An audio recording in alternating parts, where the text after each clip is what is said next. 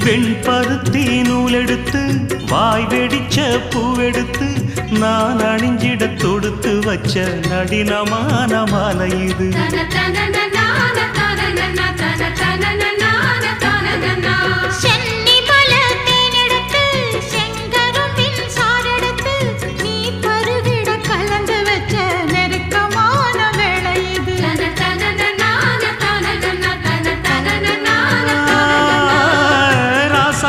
உடம்பிருக்கும் ரவிக்க துணி நானாக அன்னாடம் சூடி கொள்ள ஆசை வச்சாகாதா.